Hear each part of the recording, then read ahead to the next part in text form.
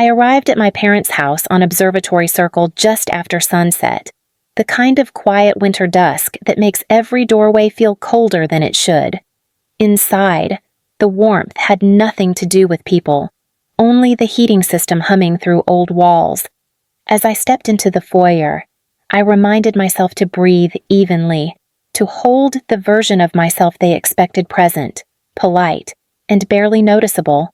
This is a story created by the author of the Revenge Amber channel for educational and inspirational purposes, and it does not portray any specific real-life individual. Beatrice Ellington spotted me first. She did not walk toward me. She never did. "Margot, darling," she called from the dining room, her voice gliding across the house like an order placed on a silver tray. "We are out of Bordeaux. Be useful and fetch another bottle." I shrugged off my coat quietly. Of course. Mother. She was already turning away. Lottie appeared next, sweeping down the stairs in a gold dress that shimmered too brightly for a family dinner.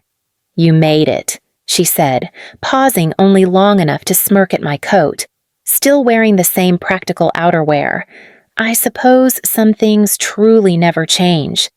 I swallowed the reaction rising in my throat. "It keeps me warm." "That must be comforting," she replied, as if warmth were an inconvenience reserved for the less accomplished. In the kitchen, I searched for the Bordeaux. There were 3 bottles. I chose one and returned to the dining room, where the table was already set for a gathering that felt more like a performance. Father, Reginald Ellington, presided from the head of the table as if chairing one of his old finance meetings. His eyes flicked up at me, assessing, calculating, then drifting away. "You are late," he said. "I arrived on time." I answered, placing the wine beside Mother. "On time," he repeated, "is a flexible concept in this family. We prefer reliability." Lottie sank into her chair with a satisfied sigh. "She travels so much, Father, always in and out of Europe. No wonder she cannot keep track of basic expectations." The words struck, but not deeply enough to hurt. I had built my armor years ago. I took my seat at the far end of the table, the position quietly assigned to me every year, present but peripheral, seen but never central. And I reminded myself like I did every holiday that some stories, especially the ones that teach us the most, begin in exactly this kind of stillness. Before anyone picks sides, tell me where you are listening from tonight. It always amazes me how far these stories travel, and I am grateful you are here. Dinner had not even started, and already the familiar tension coiled tighter in the room, waiting for the moment it would finally snap. Dinner had barely begun when my father placed his knife down with the kind of finality that meant everyone else should stop breathing. "Margot," he said, lifting his chin as though calling on an underperforming employee. "Your mother and I have made an important decision regarding your property situation." My fork paused mid-air. "My property situation?" Beatrice dabbed her lips delicately. "The house in Cleveland Park, the one you rarely use. It has been sitting empty for far too long. It reflected poorly on the family." Lottie leaned in, eager to contribute. "People kept asking why you owned a home worth over $3 million and let it collect dust. It was embarrassing. I kept my voice even. It is not empty. I use it whenever I am posted in Washington." Father waved a hand dismissively. "Barely. You are constantly abroad. A vacant home is a wasted investment." I felt the shift happening in the room the moment they moved from judgment to justification. That was always how these conversations began. "We sold it," Father said, his tone crisp and triumphant. Eastern Crest Development Group made an offer for $3,400,000, paid in full. We accepted on your behalf. My chest tightened. You did what Beatrice reached for her wine, her bracelets clinking softly. There is no need for dramatics. We handled everything. In fact, you should be thanking us. The market has been unpredictable. And, Father added smoothly, For managing the negotiations, the paperwork, the buyer search, we collected a transaction management fee. 10%, entirely standard. I blinked. $340,000 is not standard, and it is not yours. Lottie laughed. Margot, please. You had no idea what to do with that house. It was practically abandoned. I never asked for your involvement. You should have, Father said sharply. When you bought the property, you added us as co-owners because you knew you were inexperienced. That gave us legal authority to act wisely when you did not. He believed that. Every word of it. Mother tilted her head, studying me as if I were ungrateful. You will receive your remaining funds by the end of next week. Consider it a holiday blessing. A cold steadiness settled inside me. You sold my home without telling me, and you profited from the sale. We made a responsible decision, Father corrected. You can choose to appreciate it or not. The tension in the room thickened, pulsing under every breath, and as I watched their faces comfortable, certain, self-congratulating, I felt the first crack of something breaking open inside me. They truly believed they had done nothing wrong. My phone vibrated against my leg once, then again, sharper. I slipped it from my pocket beneath the tablecloth, intending to silence it. But the screen glowed with an encrypted alert only one person could send. Priority 1. Unauthorized transfer of designated diplomatic property. Immediate contact required. Director Lawrence Pike. The blood in my body seemed to pause. I pushed my chair back. Excuse me. I need a moment. Beatrice frowned. Margot. We are in the middle of dinner. I will be right back, I said, already walking out. In the hallway. I answered the secure line. This is Margot. Pike's voice came through low and controlled. Your residence in Cleveland Park was transferred to Eastern Crest 2 days ago. Did you authorize this? No, I whispered. My parents sold it without telling me. A silence, weighted and dangerous. Margot, that property is not just a residence. It is a designated safe site. The encrypted router array and the European liaison equipment are still inside. We have a protected official on rotation who used that location last quarter. I pressed my hand against the wall to stay upright. He continued, Eastern Crest carries foreign capital structured through Luxembourg and Cyprus. If they gain access to that equipment, this becomes a breach of international security. My parents had no idea, I said quietly. That will not matter. DSS is en route to their home now. You need to prepare yourself. A breath escaped me sharp. Involuntary. Understood. Pike's tone softened, but only slightly. We will handle the federal side. But Margot, this is serious. The kind of serious that ends careers and sparks inquiries? I know, I said. The truth was, I felt the ground shifting long before his warning. Tonight simply confirmed it. As I ended the call, the muffled sound of laughter drifted from the dining room. My family still celebrating the sale they believed proved their competence. They had no idea what they had set in motion, and I knew, as I stepped back toward the table, that nothing in this house would remain intact for long. I walked back into the dining room with the echo of Director Pike's warning still tightening around my ribs. My family sat exactly as I had left them eating, chatting, oblivious. They lived their lives in a vacuum where consequences never arrived, and responsibility was optional. Father glanced up. Finally, we were discussing the best use of your remaining funds. Your mother believes a conservative investment portfolio. I cut him off. The State Department just notified me that the sale of my house is being treated as a security breach. The room froze. Beatrice set her fork down slowly. What on earth does that mean? You lived there, dear. It was a residence. Nothing more. No, I said. It was a designated diplomatic safe site. Equipment was installed there. Sensitive equipment. The kind that does not belong in the hands of a development group with foreign investors. Lottie scoffed. Margot, you are overreacting. Eastern Crest is perfectly reputable. Eastern Crest's capital structure includes entities monitored by international security agencies. I replied, and you turned over the property to them without clearance. Father's voice sharpened. Are you suggesting this is our fault? I am stating that you sold federal property without authorization. He stood, knuckles whitening on the table. We sold a house. Margot, a house you barely used. I used it every time I was in Washington, and you never asked why that mattered. Lottie folded her arms tightly. You said you were a consultant. You were always vague. I was not vague. I said, I told all of you I worked in European affairs. I told you I managed security coordination. None of you listened. You decided the only explanation for my life was incompetence. Beatrice rose slowly, her expression tightening. Margot, enough. You are making a scene. No, I said.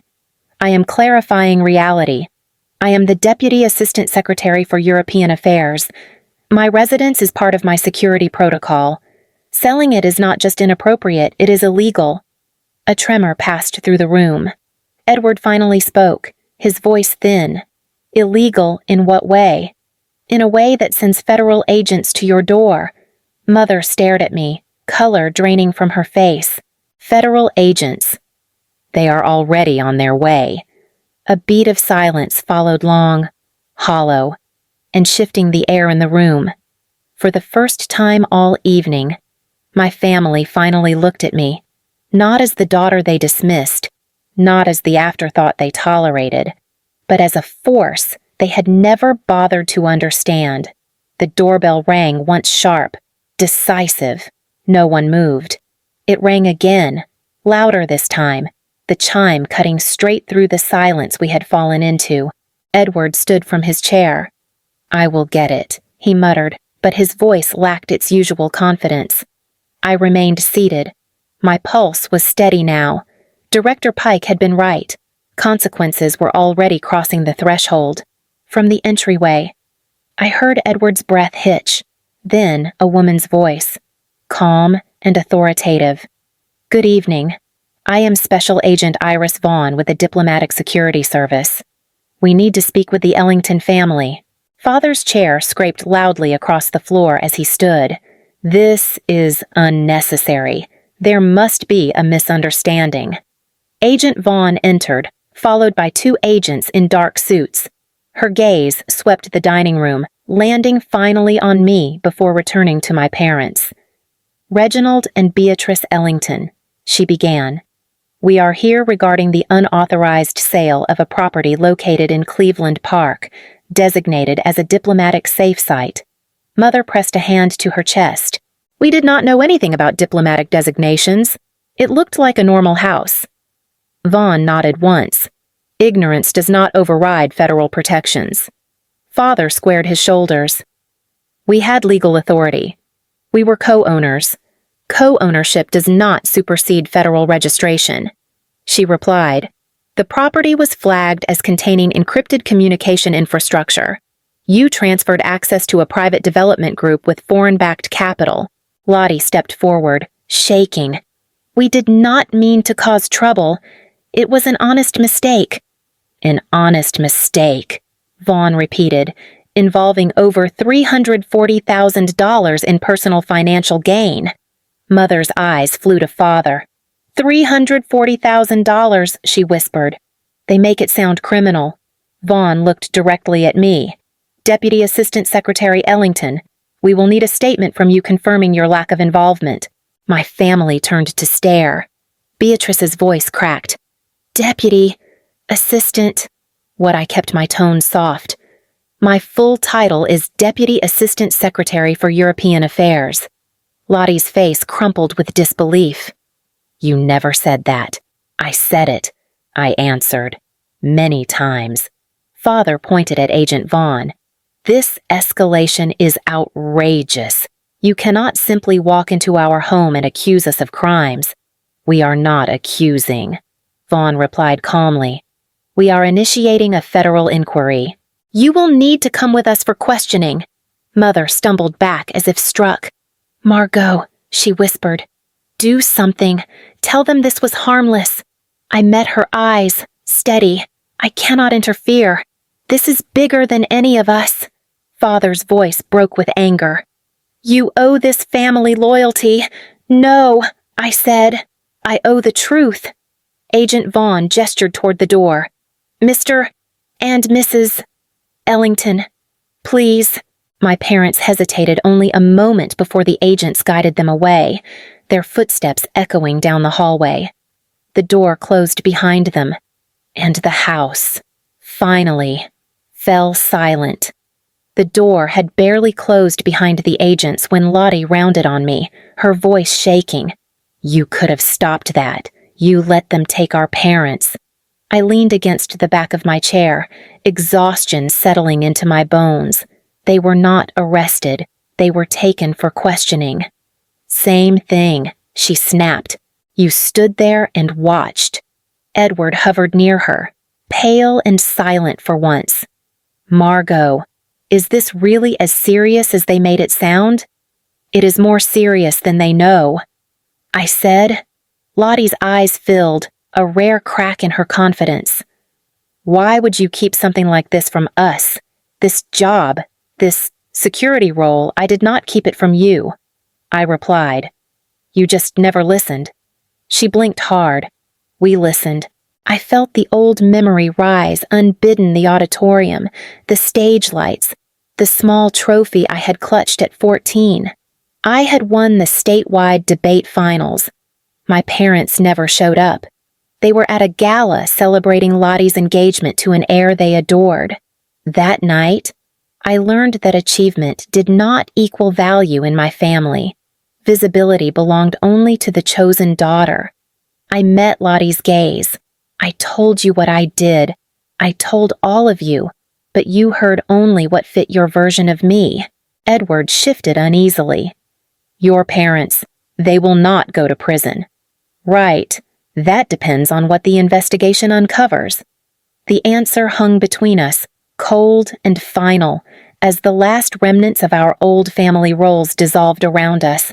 The next morning, I was already on a secure line with Director Pike before the sun lifted over Washington. His voice carried the clipped urgency of a man juggling multiple crises at once.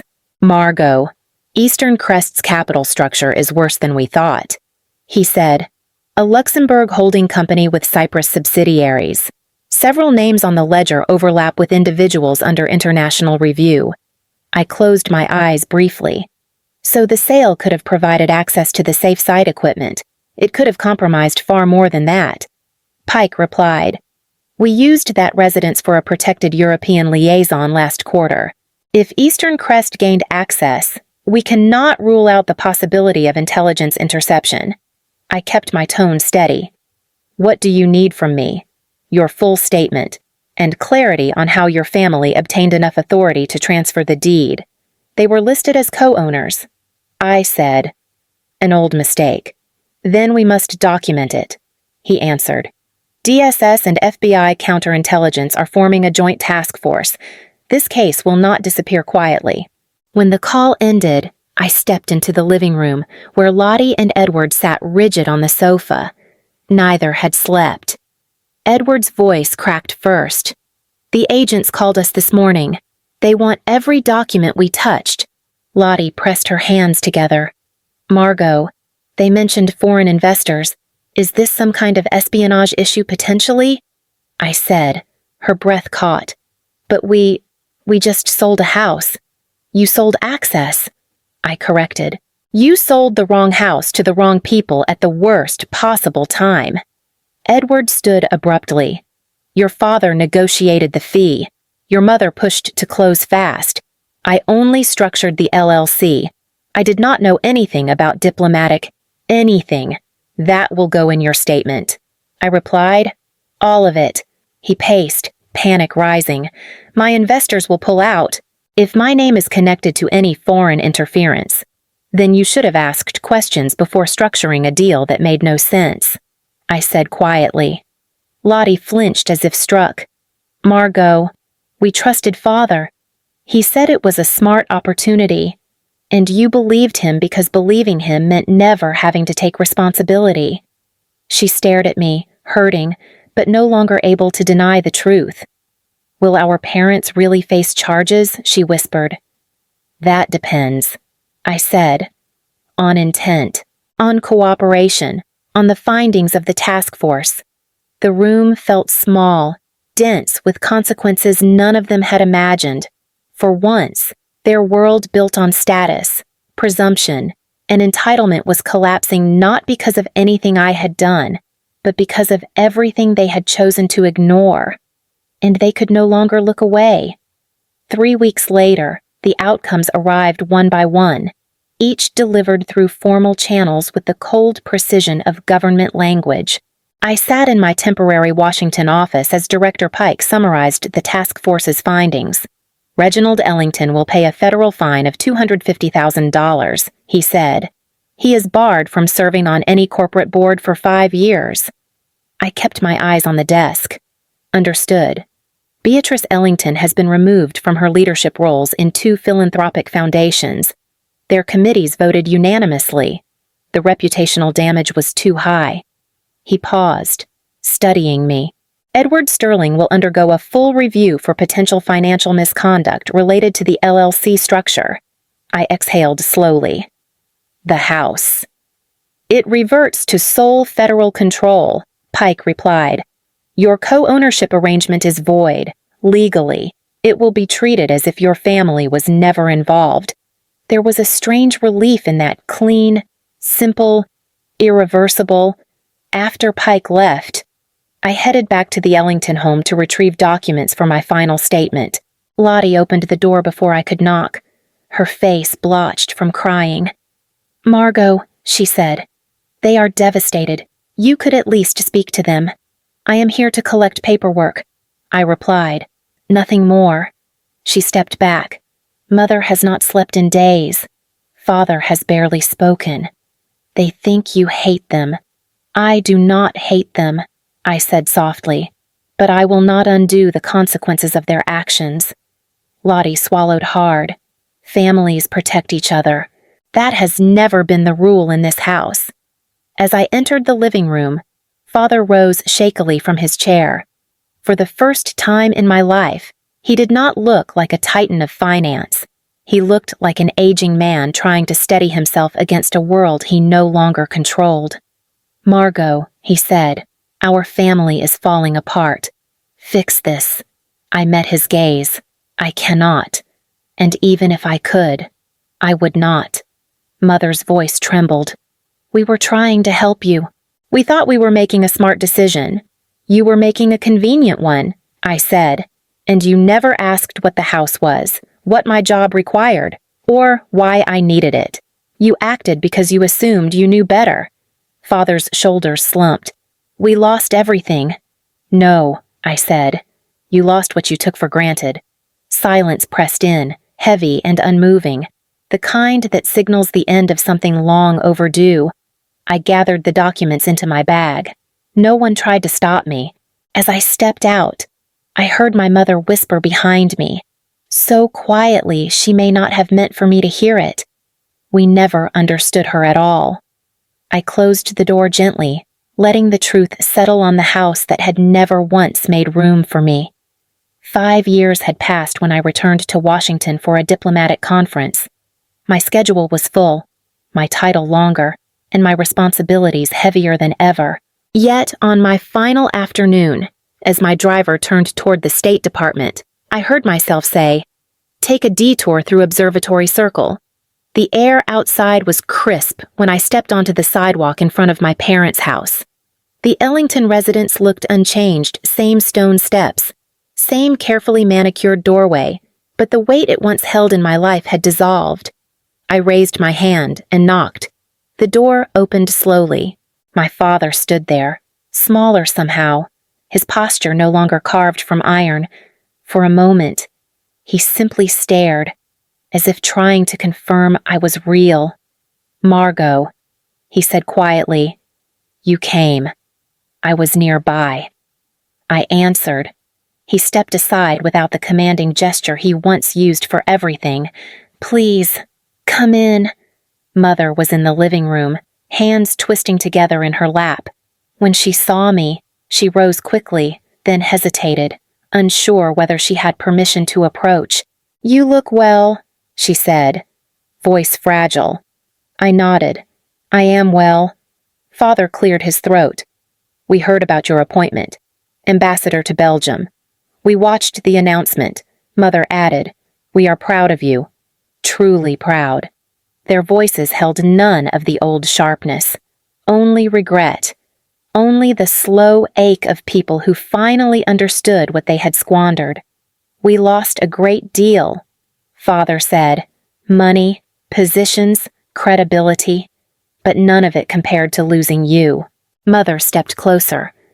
"We never understood what your career meant, or what that house truly represented, or who you had become. We saw only the daughter we expected, not the woman you were." I let the words settle. They were not excuses. They were acknowledgments late, imperfect, but real. "I appreciate the honesty," I said. Mother's eyes filled. "Can you forgive us?" I drew a long breath. "Yes, I can forgive you." Their shoulders eased with visible relief. But I was not finished. "Forgiveness," I continued, "does not mean returning to what we were. It means I am not carrying the past anymore. Reconciliation. That is something you will have to earn." Father bowed his head. "We understand." Silence spread between us gentler than any silence we had ever shared. "I have a conference to attend," I said softly. Mother reached out but stopped halfway, letting her hand fall. "Thank you for coming today. It means more than you know." I gave a small nod, then walked back to the door. As I stepped outside, I did not look back. The past stayed in that doorway, exactly where it belonged. I left Observatory Circle behind and made my way toward the State Department. The late afternoon light was fading, but the familiar outline of the building rose ahead of me, steady and unmistakable. It felt like walking toward the life I had built with my own hands, piece by piece, truth by truth. My phone rang just as I reached the security entrance. Director Pike's voice carried the faintest touch of something I rarely heard from him. Excitement. "Ambassador Ellington," he said, "the President intends to nominate you for the position of Deputy Secretary of State. The vetting process will begin next month. I wanted you to hear it from me first." I closed my eyes briefly, letting the words settle. "Thank you, Lawrence. You earned this," he replied. "Every part of it." When the call ended, I lingered near the steps, letting the weight of the moment ground me. No applause, no audience, just the quiet certainty that I had risen far beyond the limits others tried to place on me. A message notification appeared on my phone, comments from viewers of the story I had shared earlier in the week. People from all over the world offering their cities, their thoughts, their reflections. I felt something warm move through me. "Thank you," I whispered to no one in particular, "for listening, for being here. And to anyone hearing my voice, now tell me where you are listening from today."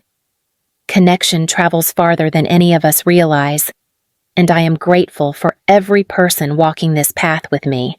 I straightened, stepped through the glass doors, and let them close behind me. Ahead lay briefings, negotiations, and a future shaped without apology. Behind me lay a house, a family, and a past that no longer defined me. I kept walking,